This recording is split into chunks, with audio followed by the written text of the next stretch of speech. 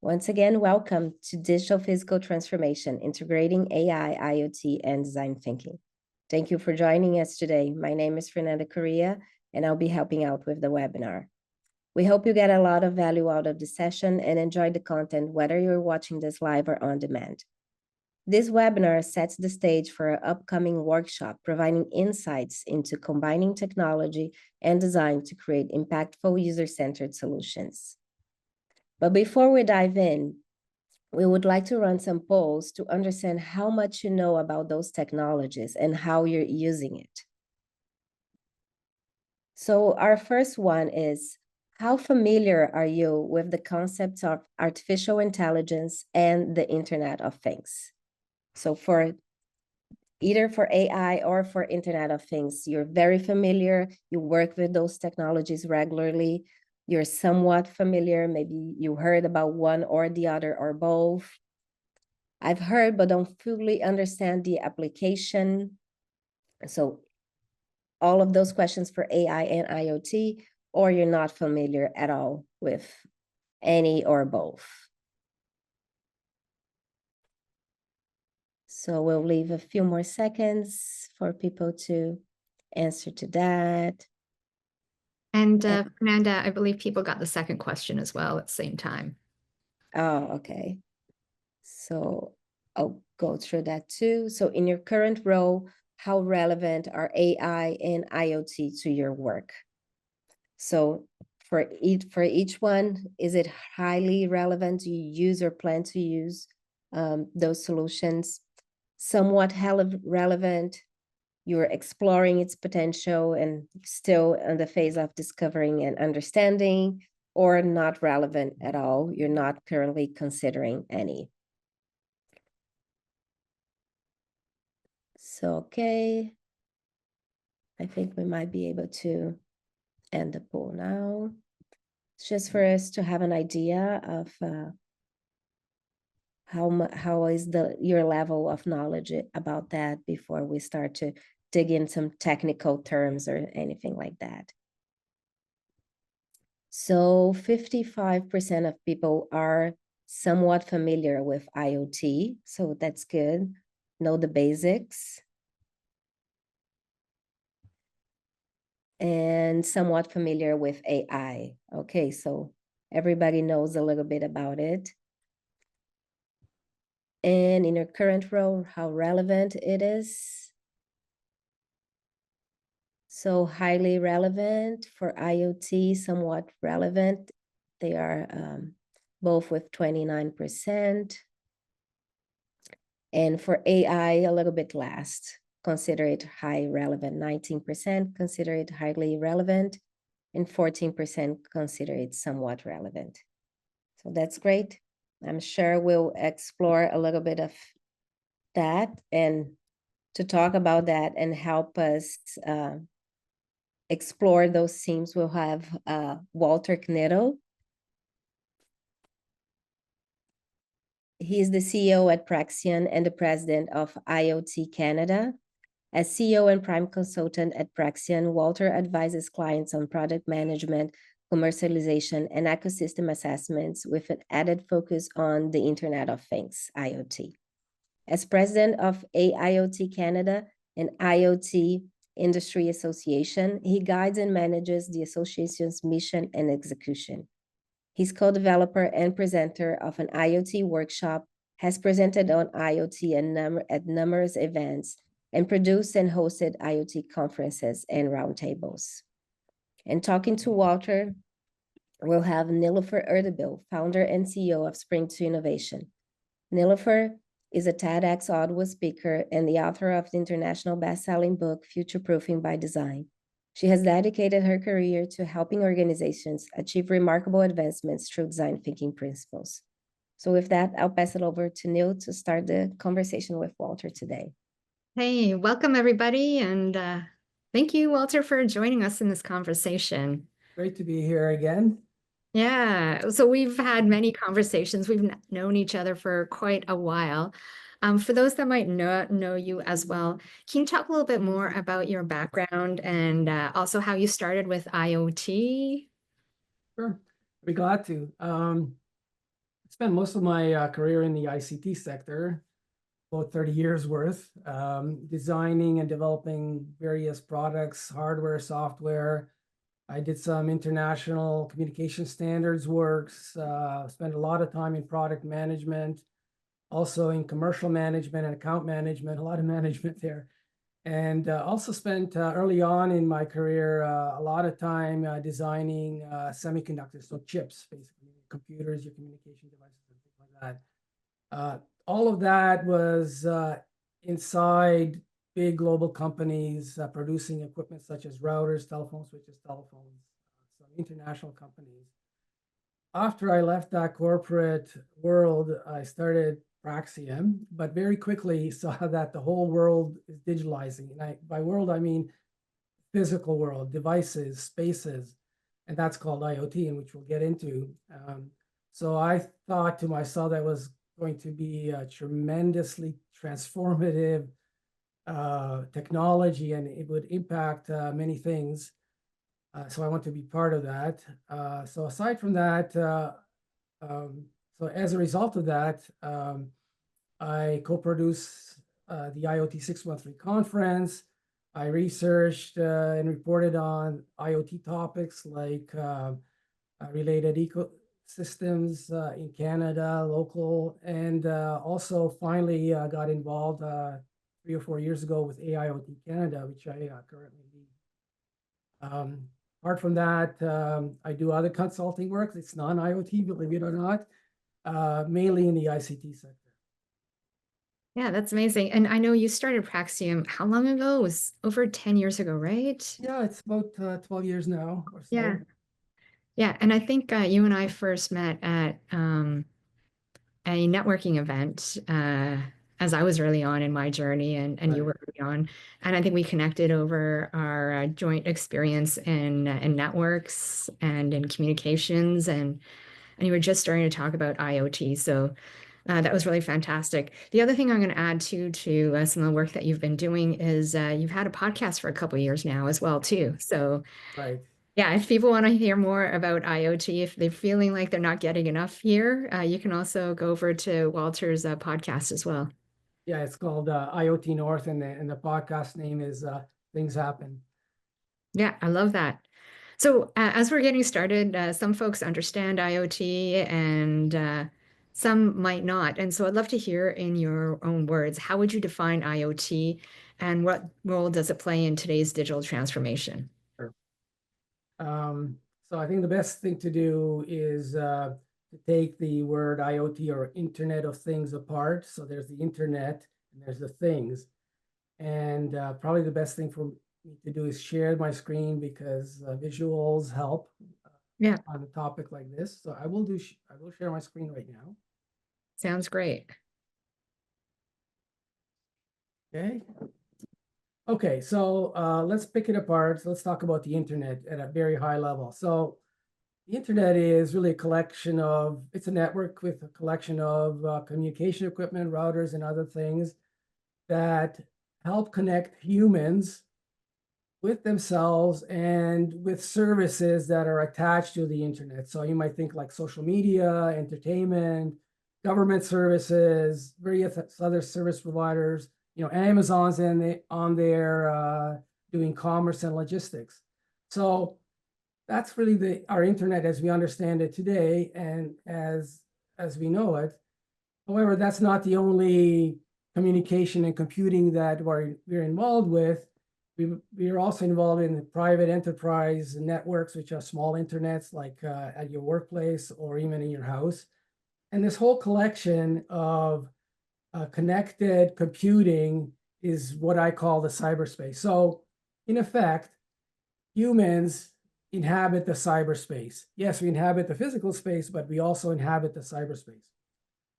We have a relationship with that. Okay, so that's the human part or the internet part. Let's talk about things. We live in a physical world and we have a relationship with the things around us, you know, our clothing, our doors, our thermostats, health, medicine, etc. You name it. So there's a relationship there. But the world is changing drastically.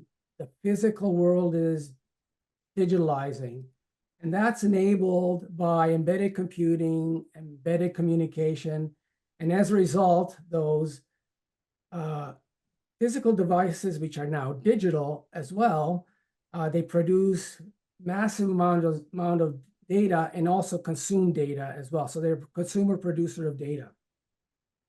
And so that results in a world of smart physical devices. So everything that you see around yourself is subject and prone to and a candidate for digitalization. And I will go through all of these. You can, I'm sure, recognize some of these, like your Roomba is an IoT device, the sidewalk delivery robot, and so on. So because they have embedded communication, they can obviously connect to the internet, right? So the Internet of Things is really the connection of those smart devices into the internet. And just like before with the humans, they don't just connect to the internet, they connect to local private networks as well, the enterprise network. And even in your house, right? You have your Roomba, you have your thermostat that's internet connected. So this is the whole world of smart things. It connects into cyberspace. And just like the humans that inhabit in cyberspace, smart things, smart physical things is also inhabiting cyberspace. So the physical world is merging with cyberspace. So in the end, we have this unified digital realm where both humans and the physical world live in cyberspace. They cohabitate cyberspace. And so what you end up with is an end-to-end digital realm, right? All the way from the human side to the physical side, including the cyberspace, which includes the internet as a major portion of that. So the bottom line here is that everything and everything is digital. And IoT is a big part of this overall digital space. And of course, AI, once you have digital, once you have connectivity, AI is in there, ever present and inextricable part of this digital world. Yeah, I love that. And I think people don't necessarily realize how much information is being collected about us through some of these Internet of Things IoT devices. Like you mentioned, the Roomba, the thermostat, like the amount of information that thermostat has on my habits is pretty phenomenal. So, and you just mentioned AI. So how does artificial intelligence or AI complement IoT to enhance automation and decision making? Sure.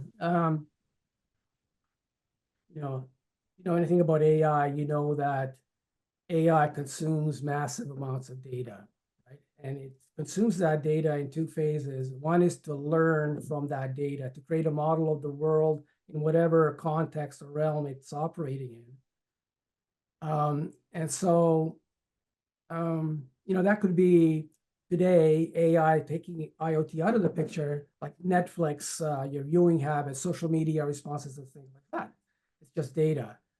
And so IoT is a big generator of data, right? So it provides lots of data for AI to develop a model of the physical world. Maybe different contexts, maybe a factory, maybe a house, maybe your office, maybe other public spaces. And so once that data is consumed and creates a model, it can create a model of different things like weather patterns or movement of animals on farms or pedestrians on sidewalks or pedestrians commingling with robots on sidewalks, electrical grid, and so on. And so it gains insights from that model, and then you can ask it to do different things. You can ask it like ChatGPT to answer a question about that model, but more importantly, it can use those insights, that model, to control the physical world. And that's where automation, that's really called automation. So AI here plays a very important role. The amounts of data that the physical world now generates could not be handled by humans. And the value comes from IoT, from that physical world data, in the analysis, the insights, and the control that that you impart on the physical world. And you can't do it with AI or similar kind of analytics and control. Yeah, absolutely. And one of the challenges that I've heard in the past about AI is having clean sets of data. And through IoT, for the physical world at least, it's a lot cleaner than some of the other data that might be manually entered and might have some challenges around it. I think there's still opportunities for some biases in there, but it's still IoT is providing a ton of information for AI to be able to synthesize. Yes, if I could just add to that, Yeah. the so-called regular AI dealing with the human generated data, it is subject to potentially garbage in how people present the data and biases. Whereas on the physical side, it's more predictable, and the data structures are well known. However, even though the data structures are well known, there's big unpredictability in terms of what the outside world does. Yeah. Right. And so, yes, there's Yeah. similarities, but yeah, in principle, the physical world generates cleaner data. That's true. That's a really good point. Yeah. Because, yeah, we are humans and we are highly unpredictable in our behavior as well, too. Absolutely. Can you share some examples where the integration of AI and IoTs led to impactful innovations either in Canada or globally? Sure. So there's lots of places. So I'll share maybe two or three and then talk about where else it's applicable. So I'll take one company, for example, it's Blue Wave AI. This is a company that creates solutions for managing electric vehicle EV charging for customers. So they use IoT generated data from the electrical smart grid about generation and usage, and also from vehicle locations and charge levels. So they use that data and they use AI to analyze and understand grid capacity and flow of vehicles and where they are. And from that, from those insights, they can manage the generation schedules of electricity and also charging schedules and locations for vehicles. So that's one example. Another one, for example, totally different space. Geotech is a firm in Ottawa, and they produce sensors that they embed, that their customers embed into fresh concrete to monitor concrete curing rate and quality. And then they use AI to analyze, get insights, and guide the schedule of the next construction step. Like if they do first floor, they need to know that it's cured, and then they go to the next floor. But not only that, they also schedule delivery of new concrete as well. And of course, those insights, they can adjust the concrete mixtures and quality levels as well on a long-term basis. There's another interesting company in the health field, Celestra.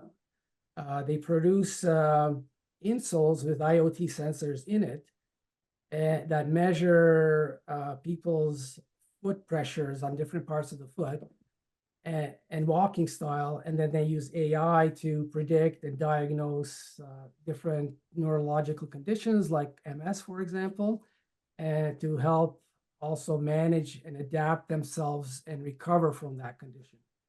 And so these are just like several examples where AI and IoT come together. But of course, it's much bigger than that. AI and IoT have a play in agriculture, transportation, logistics and supply, resource extraction, clean technology, manufacturing, and many, many other verticals. Yeah, it's pretty mind-blowing how prevalent it is and how many opportunities there are for IoT increasing efficiencies, productivity, just in you mentioning the sensors and the concrete, like that blows my mind. I'm not in the field and it's not something that I would have thought of, but hearing about it makes so much sense in terms of safety of construction and also in terms of saving time and making sure you're not wasting extra days. Like it is amazing. And I think for our audience, we're just touching on some of it. We have another webinar that you and I have done in the past around IoT, and you definitely have a podcast as well. But the reason we're talking today too is because we have a training session coming up February 18th on AI, IoT, and design thinking together. And that's when AI gets physical. And so digital physical transformation with IoT, AI, and design thinking. So we'll run through a lot more examples then and have some case studies to work through. But as you were talking and about some of the opportunities, what are some of the challenges related to IoT and AI adoption? Right. So there are a few. I think a lot of the challenges are non-technical. There are technical challenges.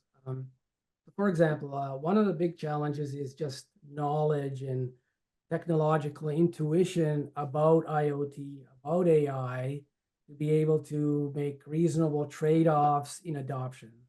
That is a challenge because both of these are fairly new. Certainly AI is the most recent one. IoT has been around for a while. People that are in the industry are very knowledgeable in it, but the broader business and economy is not as familiar with IoT or AI. They know that it might exist, but in terms of trade-offs, how to use it, no. So that's just knowledge is an issue. The other one is fear of security risks. And those fears are real and they're founded, okay? So it's not just, in general, cybersecurity is a problem in our daily lives, right? That's why you run firewalls and things like that, right? But that just deals with like human-generated data and applications.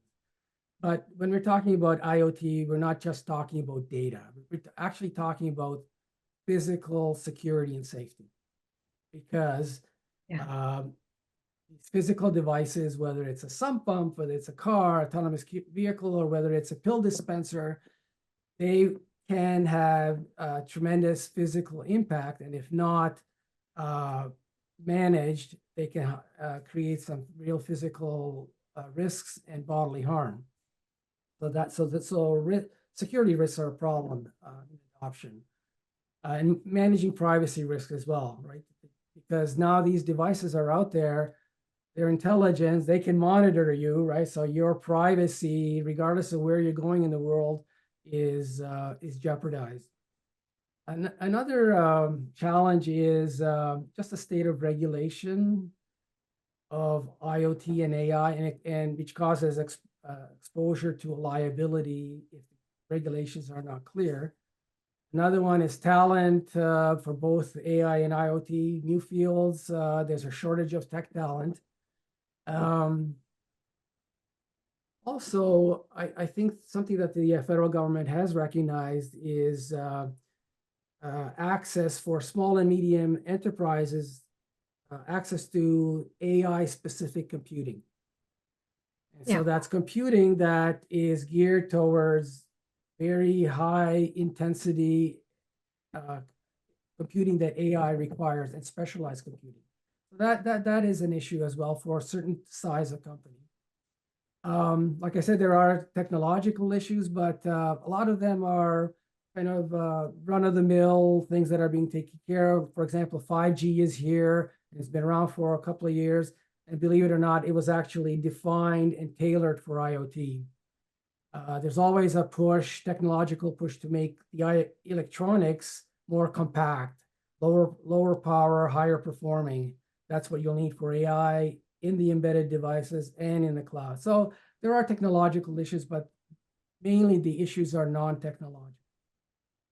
And you touched a little bit about the people that are using it. How can organizations ensure that AIoT solutions are human-centered and are thinking about and addressing the real needs of users and citizens? I guess how can organizations also ensure that their innovations are truly fostering social good as well at the same time?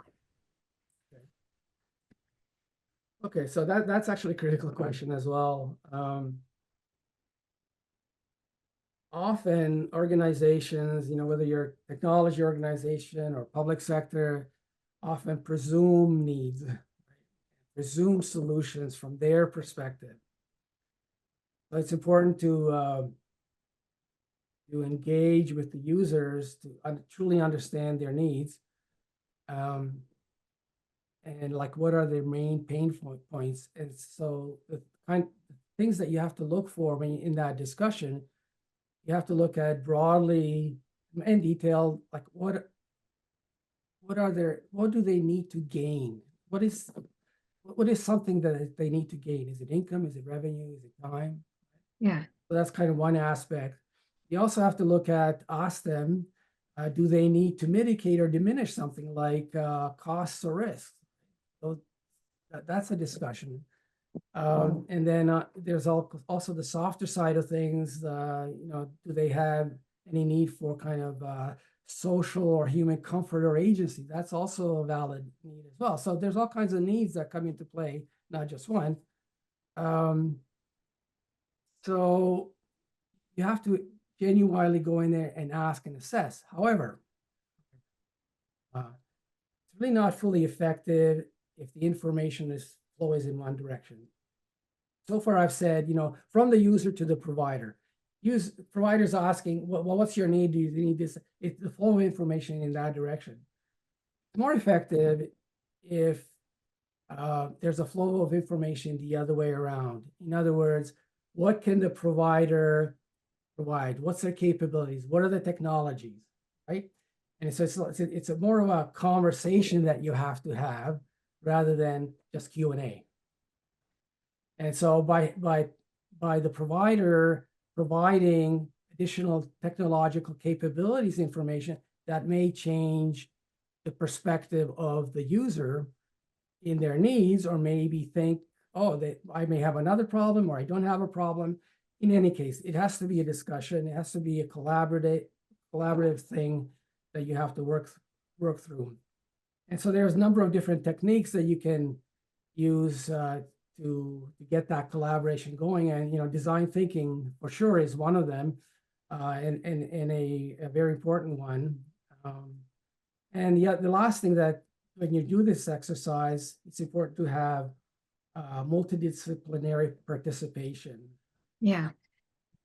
Multiple disciplines on the provider side and the user side to get the best outcomes. Yeah, I totally agree. I think it's so funny, having done development and design back in the day, we didn't have multidisciplinary teams, and inevitably we forgot one or two things that if we were lucky, we'd get that feedback from the clients and customers. And when we weren't lucky, the products just wouldn't sell as well, or people wouldn't renew their contracts either. And it's interesting you touched on that end user perspective. I was actually doing a speaking engagement earlier this week where someone was working with partners. And so they were looking for solutions that were designed for women business owners. And this was in underdeveloped nations. And so the bank decided to come up with a bank card that was pink in order to be able to cater to small business owners that were owned by women. And so it's fully understanding that end user perspective is super important in any type of product that you're putting out, but even more so in the technology component of it. Like you mentioned, the people need to be able to understand how the technology works, understand what information is being collected, how to protect themselves if they need to protect themselves, and then also think at a bigger level. And I think that kind of segues really well into my next question too, is maybe you could talk a little bit more about AIoT Canada and your role there and what you're looking to do. Sure. I mentioned collaboration, right? Multidisciplinary collaboration. So AIoT Canada is an industry association which brings together a variety of AIoT players. So people that are in the AI space related to IoT and just pure IoT without any AI involvement, although that's very unlikely these days. And the type of actors or players in the industry that we bring together are providers of AI and IoT technologies, adopters of AIoT, independent innovators, academia, investors, and certainly our goal is to bring government into the fold as well. And so we bring them together essentially to connect with each other, to interact with each other, and learn from each other. And the primary objective that is to enable them to amplify their market growth and effectiveness in their business or whatever endeavor they're doing, be able to influence through us national strategies and policies, right, to reduce their business and innovation and societal risks as they evolve and produce AIoT products and services. We help them advance their international reach, and ultimately, the altruistic goal is also to enable them to contribute to economic growth and prosperity of Canada. Yeah. So that's what our objectives and mission is. The way that we do that, the way we accomplish it is newsletters and webinars, networking events. We hold an annual IoT Summit. Next one's coming up on May 27th. We also enable some facilitation towards training and education. And we are working on developing a national AIoT strategy that will reflect what our members care about, their pain points, and the solutions to what they want to accomplish. And my role is, I'm the president there, and really my role is to really stimulate that strategic discussion and do some operational. Yeah, I really loved participating, or I guess being a third party to one of your first sessions where everyone was brought together. And at the session, the AIoT ecosystem was talked about quite a bit. And I think one of the participants mentioned that Canada's most successful industries have inherent ecosystems that, whether they naturally formed or were supported by public and private sector. And they raised, I think a number of people raised the item that there needs to be an ecosystem. And so what does a successful AIoT ecosystem look like? And how does it how do different sectors collaborate with it? Yeah. So, ecosystem comes from the natural world, right? Yeah. You have fauna and flora collaborating or creating an environment from which they both benefit and they contribute to, right? So in a technological ecosystem, the same thing applies. The members in that ecosystem contribute to certain things to that ecosystem and get value.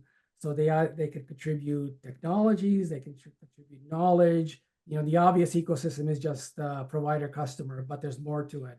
There's providers, and providers can collaborate to form partnerships to use each other's technologies, for example. Regulators in that ecosystem get to meet the adopters and the providers and understand their pain points and develop more informed policies.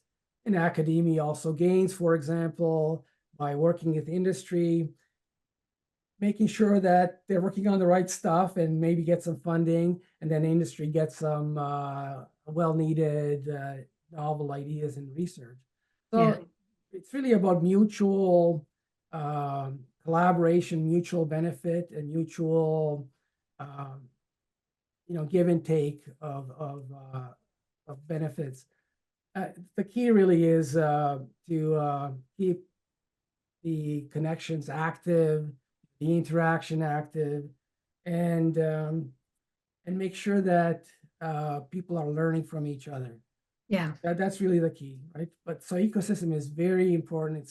It's as you mentioned, it's key towards developing an industry, towards developing economic growth. Yeah, I think that's so important. Both AI and IoT are evolving so fast, communicating with one another, communicating with other companies that are doing AI or IoT or the combination of, and even if folks are implementing AI and IoT, having groups in other similar organizations that they can talk to about how they've been able to implement and what's new, I think would be really helpful for organizations. As we're chatting, why is it important for government and policy frameworks to support the growth of AIoT ecosystems? And what are some key policy challenges that need to be addressed to accelerate the adoption of IoT and AI at scale? Yeah, that's a important question. Government involvement in AIoT is important. There are several reasons. One, it's to develop the necessary regulation around IoT, level the playing fields among providers and adopters in the areas of cybersecurity, so everybody's doing the same thing. There aren't any exposures. To reduce safety risks, as we already discussed. And as I already mentioned, it's not just about data, it's about physical safety, right? About cars and traffic and drones that physically interact with each other, but also digitally. Yeah. Just think about, for example, ChatGPT. I'm sure people have used it now, right? It's a very useful tool, but sometimes it hallucinates, right? It just makes things up. So imagine a generative AI that is connected to the physical world and it gets some data from the world and needs to create an action, but it hallucinates about what answers it to give, what control.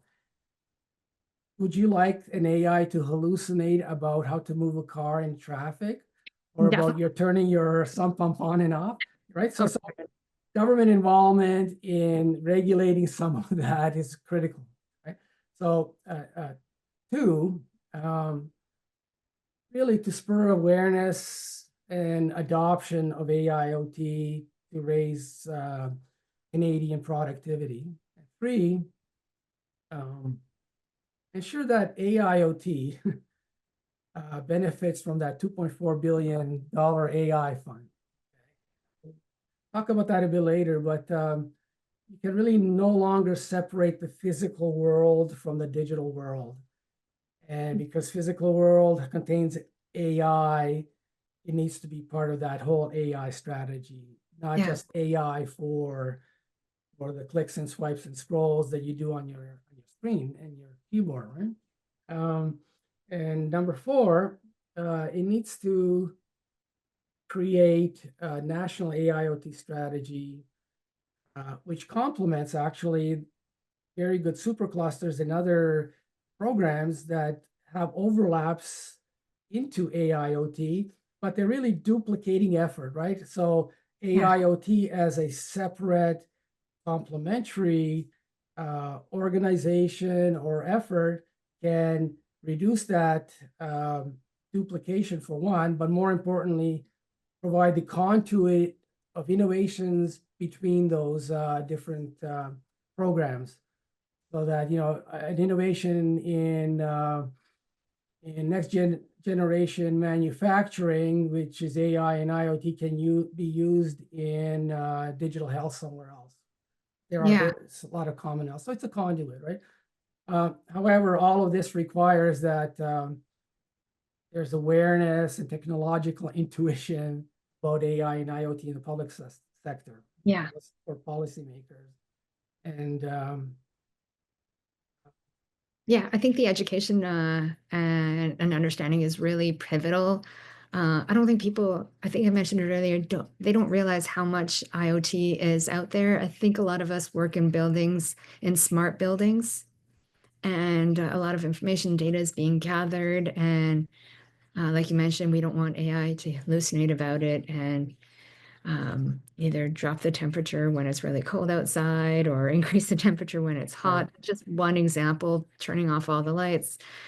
So some of it could be life-threatening, like with the autonomous vehicles, and even non-autonomous vehicles. Honestly, we have so much AIoT in regular cars now too, that it has a lot of opportunities for things to go wrong, especially if it's not looked at and regulated. And you also touched on productivity too, is the automation component of it, but also technologies working well together and then being able to reuse what was done in one industry in another. And so I think that's phenomenal. And I know a lot of folks might be using AI OT in their work environments right now or working on products in there. So there's lots to think about, and I think lots of room from what you've been sharing that government and policy can help out with. My next question to you, and I might chat a bit about it too, is why is it crucial to include design thinking in the development of AI and IoT technologies? Right. So my view is that AI and IoT have really sprung up on us over the last decade or two, AI being the most recent. So there's a level of unawareness about them, and they are individually fairly complex. And when you combine them together, that just adds to that complexity. So I think design thinking methodology has all of the elements and phases to help cut through that complexity, while at the same time also progressively helping to learn about it. But I don't need to tell you, but the key components are empathy, right? You need to empathize with the problems and to help define the actual problem. And then once you define it, the ideate phase will help you find solutions, and ultimately the prototype, you prototype it, whether it's a kind of a virtual prototype or at one point some real prototype, and finally test it. And so, these are all the different steps you need in general, and design thinking encapsulates that, and also allows for iteration, right? It's not a single linear path through from empathy to test, right? It allows for iterations. And so, given that AI and IoT are so multifaceted and complex, design thinking is really a great methodology to develop solutions, but also as a method for learning about it by running through different use cases. Yeah, That's my view. What about you? I love it. I love it. I'm totally on board. I think design thinking for complex environments and complex challenges is the way to go. And earlier you talked about the three hexagons or octagons that you had up with cyber and physical, and then the humans. And the human is at the core of everything, because at the end of the day, we want to create value for humans. We want to solve human problems as well. It's just we need to understand what's happening at a technology level and how things can be combined to create opportunities and how things can be combined that might become threats for humans. And so how do we look at all of this from a human perspective and allow us to create solutions with so much complex information, so much complex technology, from the software to the hardware? There's a lot in there. And once we pull back and think about things from that human perspective, I think it becomes a lot clearer. And I think that's what I would love more people to know about, is not just how the technology works, what technology's out there, how to regulate it, how policy works, but also bring it back into that human perspective and what's it trying to do for humans? What's the problem it's trying to solve? And we chat a lot about that in our when AI OT gets physical course around digital physical transformation and bringing all of those three together. I think there's so much information, so many industries and verticals that it's touching. I know some people are working on projects that are on the call with AI and IoT, and it's evolving so fast that it's trying to think about from a people perspective. Well, these are great technologies that are solving today's or yesterday's problems, but also how do we think about future challenges and opportunities that are going to be coming up as the technology, both the software and the hardware, change so rapidly. So that being said, I know we're coming close to the end of time. Folks, feel free to write some questions in the chat. But if there's one key message you'd like the audience to take away from this conversation about AI and IoT, what would that be? Yeah, so I'll share my screen for that. It requires more visuals. Yeah. So you've seen this chart before, right? So my key message is that humans, the physical world, and the cyberspace, which they connect to, cohabitate, forms a unified digital realm, right? It's digital from end to end, from the human to the physical and all throughout. Now, there's consequences for that, but let me, before I say what the consequences are, is just making an observation, which is part of this takeaway. If you think about digital transformation and what has been done so far and pursued, it really limits it between these two goalposts, right? The humans, the computers, and cyberspace. And the digital physical transformation is not on people's radar. It's very important, it's very critical, and it's out there, right? It's outside of the current thinking of digital transformation. Yeah. And so what needs to happen is to move the goalposts, right? And really the full scope of digital transformation is all of that, is from the human cyberspace and the digital world, physical world, and digital physical transformation is not some other entity on its own. It's really part and parcel of digital transformation. So that's the consequence of having a unified digital realm.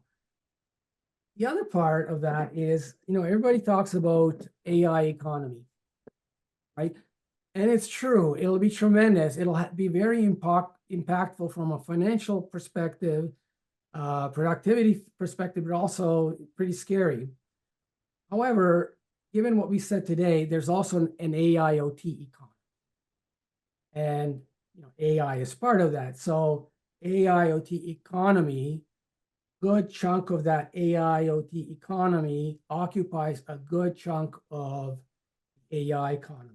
They're intertwined.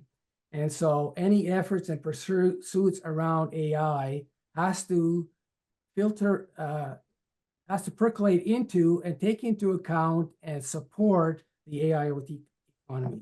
They're really not separable, but let's call them separable. You have to take AIoT into account when you're doing AI.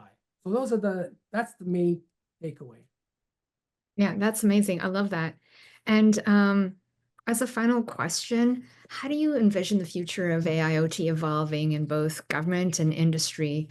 And what are some emerging trends and opportunities for innovation in AI and IoT that excite you the most? Okay. So for industry, it's fairly mundane in terms of what's next. They use AI, IoT to automate physical and human processes, make it more efficient, produce greater and better and greater quality goods and so on, and be able to anticipate user needs and predictive maintenance and things like that. So that's all well known. On the government side, AI can be used for operational things like to make infrastructures such as transportation and communication, electrical, more efficient and resilient and tolerant, and provide better services. But very importantly, on the government side, it's critical to innovate policies around AIoT from a position of technological intuition and strength. So these policies, whether it's to to support and promote AIoT or mitigate some of its pitfalls will help make Canada more productive and protect the citizens. In terms of what gets me excited about this, I think AI has a big role in sustainability. So climate change mitigation, incorporating AIoT into clean technologies, also in healthcare, physical monitoring and physical mobility support and care. Also, something that's not really prevalent in Canada, it is elsewhere, definitely, is applications in smart cities. You cannot have a smart city without AIoT. AIoT is inextricable from that whole paradigm. No AIoT, no smart city. So those are the kind of things that I like to learn about, participate in. Keep me excited. Yeah, and I know you and I have had many conversations about Society 5.0 as our societies. Some folks are getting older, and how can they survive and thrive in their own spaces through use of AIoT as well too. And so that's an area that really excites me as well too, on top of smart cities and autonomous vehicles or non-autonomous vehicles as well. So that being said, are there any questions from folks in the audience that they're dying to ask Walter about AI, IoT, or me around design thinking with these technologies? Feel free to write it in the Q&A. As you guys are thinking about a question, maybe I can ask a question for you, an additional one. I know we talk a lot about AIoT in Canada. How does Canada compare to other countries in terms of AI and IoT adoption and innovation? Right. So Canada has all of the components to be an IoT leader. It has companies that are in that technologies, in AI. So there's also a tremendous push from the government on AI, also IoT. Other countries have the same thing. However, they recognize more profoundly this terminology, this paradigm of the Internet of Things, of physical digital transformation. And they actually have programs around that, helping to support their industry. So for example, the European Union, EU, has actually articulated strategies for developing IoT economies, or developing technologies, okay? I haven't seen that here. Other countries are much further ahead in smart cities, and they are definitely using and say they're using IoT and AI. So Barcelona or Singapore and a bunch of other ones. So I think we have all of the elements, but we have to recognize it as a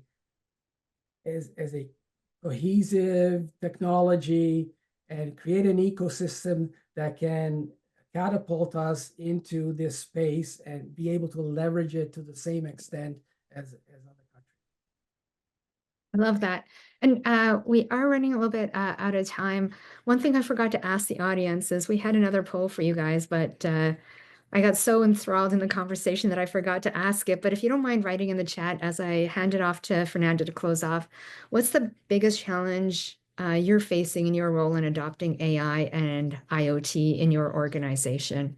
If you don't mind writing it out in the chat, and I'll also pass it over to Fernanda to close us off. If you do have additional questions too, you can feel free to email us and we'll make sure that we send it over to Walter as well. That's great. Thanks for having me here. It was a real pleasure chatting with you. Thank you so much, Walter. Always great chatting with you too. And I learn new things and I get excited about the world ahead of us. Thank you so much, Nilofer and Walter. I think there are some questions that came up, but we'll try to answer those after through email because we're kind of out of time now. So if you got interested in the subject, Nilofer and Walter will talk a lot more about it in the workshop When AI Gets Physical, Digital Physical Transformation that's coming up in February. So we have the link in the chat, and you can also use this QR code to join. And we also encourage you to keep exploring our content. We have more courses coming up. We have Introduction to Journey Mapping, Design Thinking Certification, and you can take a look at our calendar. We also have our book, Future Proofing by Design, which goes through the process of design thinking, and a lot of content in our YouTube channels, blog, and website.